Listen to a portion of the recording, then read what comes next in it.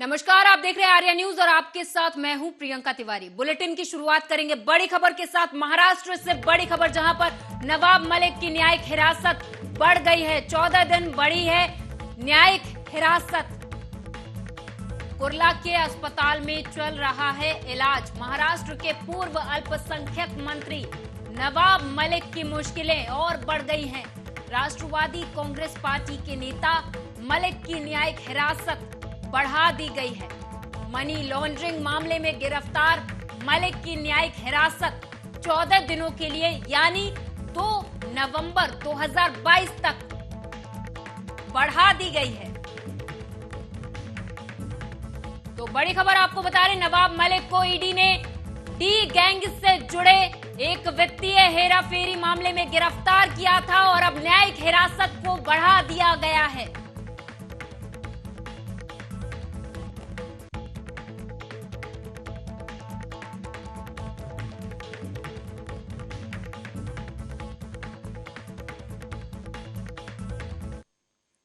प्रधानमंत्री नरेंद्र मोदी ने गांधीनगर में डिफेंस एक्सपो 2022 का उद्घाटन किया। साथ ही पीएम मोदी ने 52 विंग वायुसेना स्टेशन डीसी की आधारशिला रखी। पीएम मोदी ने कहा कि डिफेंस एक्सपो 2022 अभूतपूर्व है, ये नई शुरुआत का प्रतीक है।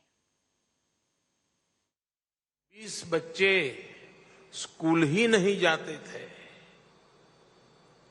यानी 5वां हिस्सा शिक्षा से बाहर रह जाता था। और जो बच्चे स्कूल जाते थे उनमें से बहुत सारे बच्चे 8वीं तक पहुंचते पहुंचते ही स्कूल छोड़ देते थे। और इसमें भी दुर्भाग्य था कि बेटियों की स्थिति तो और खराब थी।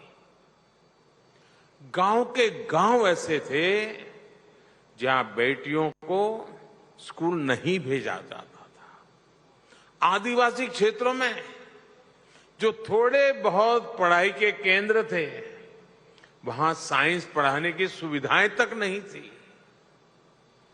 और मुझे खुशी है, मैं जीतू भाई को और उनकी टीम की कल्पकता को विशेष रूप से बधाई देता हूं। अयोध्या के दौरे पर सीएम योगी आज राजसदन पहुंचे, जहां उन्होंने अयोध्या राजा विमलेंद्र मोहन प्रताप मिश्रा से मुलाकात की। साथ ही दीपोत्सव के दौरान विदेशी मेहमानों के स्वागत और सहभोज के लिए की जा रही वार्ता की।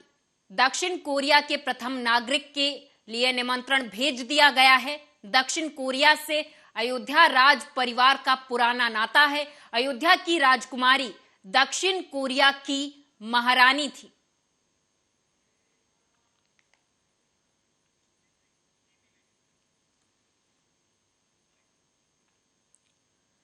यूपी के डिप्टी सीएम केशव प्रसाद मौर्य औरैया पहुंचे। डिप्टी सीएम के आगमन को लेकर पुलिस प्रशासन सख्त और मुस्तैद दिखा। डिप्टी सीएम ने जिला प्रशासनिक अधिकारियों के साथ किए गए विकास कार्यों की समीक्षा की।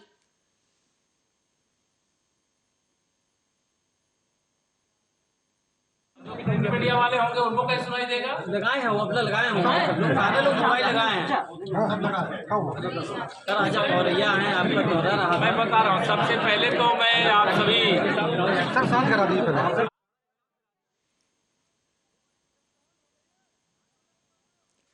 पीडब्ल्यूडी मंत्री जितिन प्रसाद हजरतगंज में औचक निरीक्षण के लिए पहुंचे, जहां उन्होंने निर्माणाधीन रोड का निरीक्षण किया। निरीक्षण के दौरान पीडब्ल्यूडी के अधिकारी भी मौजूद रहे। रोड की नपाई और गुणवत्ता भी मंत्री जितिन प्रसाद ने परखी। साथ ही मंत्री ने सड़क निर्माण में लापरवाही करने वाले अधिकारियों के खिलाफ कड़ी कार्रवाई के निर्देश भी दिए हैं।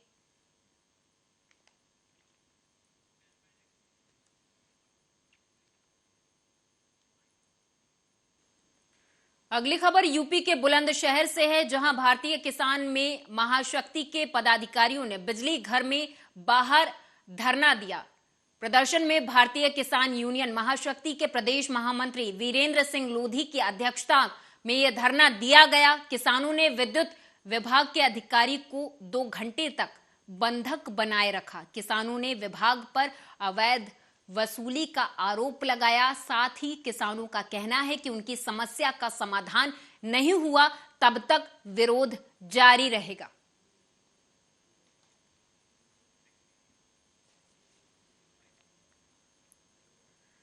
आगरा के सरोजनी नायडू मेडिकल कॉलेज के स्टाफ की अमानवीयता का चेहरा सामने आया है, जहां मरीज को ग्लूकोज चढ़ाने के बदले तीमारदारों को दवाओं के कार्टून ढोने पर मजबूर किया जा रहा है।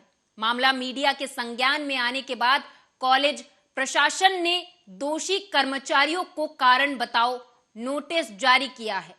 पूरा मामला आगरा के एसएन मेडिकल कॉलेज के साइकेट्रिक डिपार्टमेंट का है, जहां 65 वर्षीय तीमारदार महिला का आरोप है कि उसका बेटा यहां एडमिट है और लोगों के भी मरीज भर्ती हैं। स्टाफ तनख्वाह खुद लेता है और हमसे ड्रिप लगवाने के बदले कार्टून उठवा रहा है। महिला ने आरोप लगाया है कि उसके पैर में हादसे के बाद से रॉड पड़ी हुई है और वो आंशिक रूप से दिव्यांग है। कार्टून उठवाए दवाइयों के और हमारी टांग में रोड पड़ी है, इतनी दूर से 3 मंजिल उतारवा के लाए, इतनी वहां पे क्या कहते हैं उसको चीलगढ़ के वहां से 7वीं बिल्डिंग में से उठवा रहा है हमसे। और क्या तनख्वाह इनको मिल रही नहीं है तो हमसे काम करवा रहा है।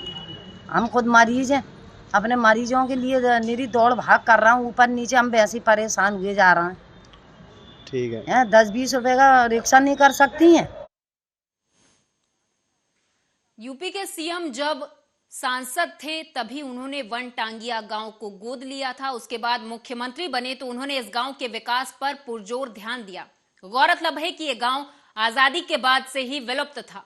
यहां के लोगों को बुनियादी सुविधाएं नहीं मिल पा रही थी।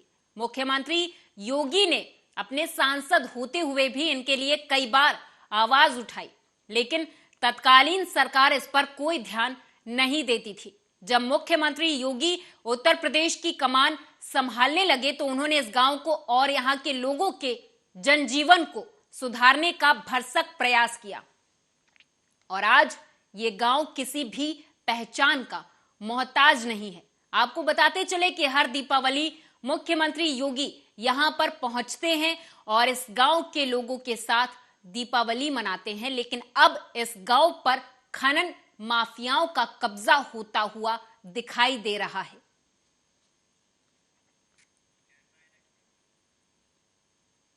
और फिर से आप सभी का स्वागत है और अब खबर है रायबरेली से, जहां आपको बता दें कि प्रतापगढ़ राजमार्ग पर भीषण सड़क हादसा हो गया। आपस में 4 वाहन एक दूसरे से भिड़ गए। भिड़ंत के दौरान सब्जी लेकर जा रहा टेम्पो भी इसमें भिड़ गया, तो वहीं विपरीत दिशा से आ रहे 4 पहिया वाहन भी इसमें भिड़ गए, जिसमें एक की मौत हो गई और एक गंभीर रूप से घायल हो गया है। वहीं पुलिस मौके पर मौजूद है।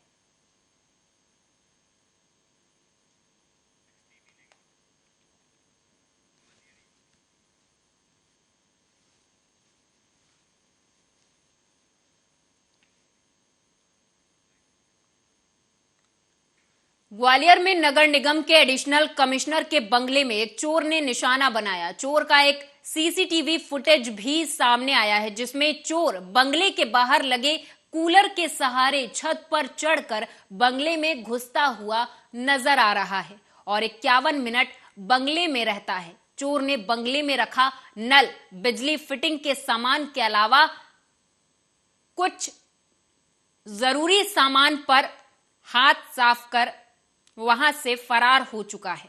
सूचना पर पहुंची पुलिस ने हालांकि सीसीटीवी के आधार पर चोर की तलाश शुरू कर दी है।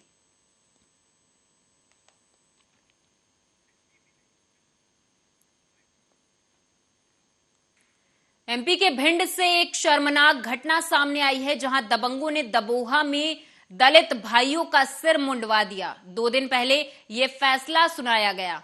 दोनों भाइयों के खिलाफ गांव के ही कुछ लोगों ने मारपीट करने की एफआईआर दर्ज कराई थी, जिसके बाद सुलह के लिए पंचायत बुलाई गई। घटना के बाद से ही गांव में तनाव था। तनाव के बाद प्रशासन अलर्ट पर था। पूरे गांव में भारी पुलिस बल तैनात किया गया था जिससे कि किसी तरह की अराजकता ना हो।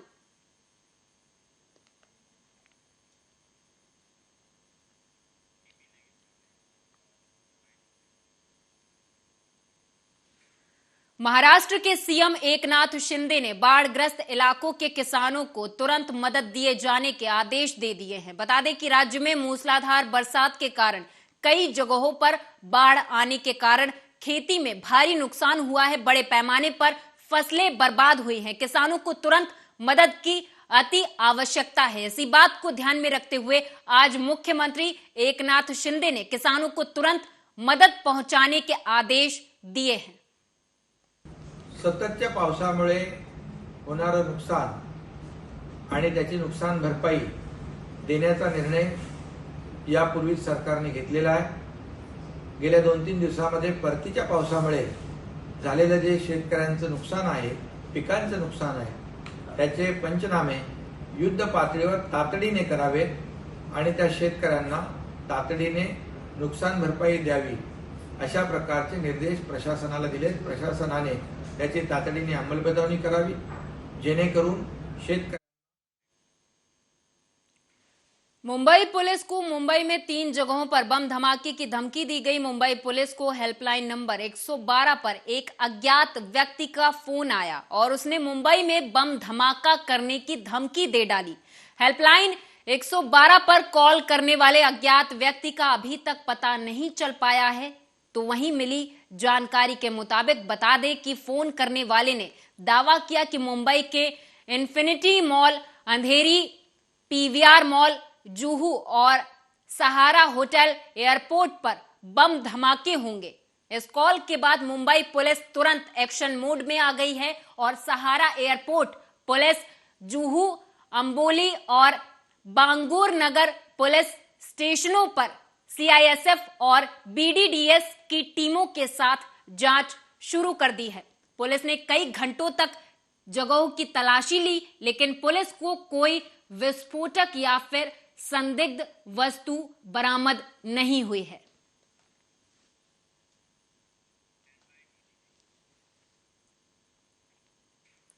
अमरावती के सांसद नवनीत राणा ने वोकल फॉर लोकल योजना को ध्यान में रखते हुए दिवाली के अवसर पर स्वदेशी वस्तुएं खरीदने की गुजारिश देशवासियों से की है।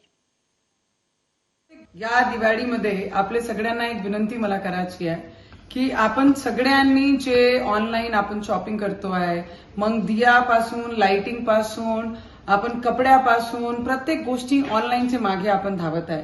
पण मला असं वाटते वोकल फॉर लोकल जर आपण हे विचार करून जर बाहेर निघालो आणि आपले लोक जे दिये बनवतात, छोटे छोटेसे बनवतात, त्याच्यापासून खूप सारे मोठे मोठे कामं आपल्या देशामध्ये होते आणि सगळे व्यापारींना, मजदूरांना जर आपल्याला मदत करायची, दिवाळीमध्ये सगळे खुशीचे त्योहार आपण म्हणतो, तर आपणही आपले लोकांना आपले जे प्रोडक्शन करतात देशामध्ये त्या गोष्टीला आपण सगळ्यांनी सपोर्ट केला पाहिजे। कोणावरही प्रेशर नाहीये, पण मला असं वाटते आपण आपल्या देशाची जेवढेही प्रोडक्शन आहे त्याला यूज करावं आणि आपल्या देशाचे बिझनेसला आणि जे सगळे लोक मेहनत करतात त्यांना सपोर्ट करण्याचा सगळ्यात मोठा क्षण आपल्याकडे आणि सगळ्यांना विनंती करते इस दिवाली वोकल फॉर लोकल अपने लोगों का मेहनत को हम लोगों ने सपोर्ट करना चाहिए। सगळ्यांना विनंती करते आणि सगळ्यांना हैप्पी दिवाली। महाराष्ट्र के बीड़ जिले के बीजेपी शहराध्यक्ष भागीरथ बियानी ने कुछ दिन पहले स्वयं को गोली मारकर आत्महत्या कर ली थी। बीजेपी नेता और पूर्व मंत्री पंकजा मुंडे ने उनके परिवार वालों से मुलाकात की और ढांढस बंधाया। भागीरथ बियानी हे माझा अत्यंत जवळचा घरचा कार्यकर्ता म्हणणार नाही, एक परिवारातील सदस्य होता आणि त्यांच्या जाण्याने आम्हाला खूप दुःख झालंय। त्या दिवशी ही घटना घडली, प्रीतमताई इथे होत्या, मी तेव्हा उज्जैनला मोदीजींच्या कार्यक्रमामध्ये होते। त्या दिवशीपासून असा काही दिवस नाही गेला की भागीरथची आठवण नाही आली। मी तर माझा व्हॉट्सअप आत्ता इथे यायच्या 10 वेळा मी उघडून बघत होते, कारण त्याचा रोज मेसेज असायचा काही ना काही। खूप जीव लावतात कार्यकर्ते आणि अशा गोष्ट झाली की आमच्याही म्हणजे मनावर खूप परिणाम होतो त्याचा। और इस बुलेटिन में मेरे साथ बस इतना ही। आप देखते रहें आर्या न्यूज।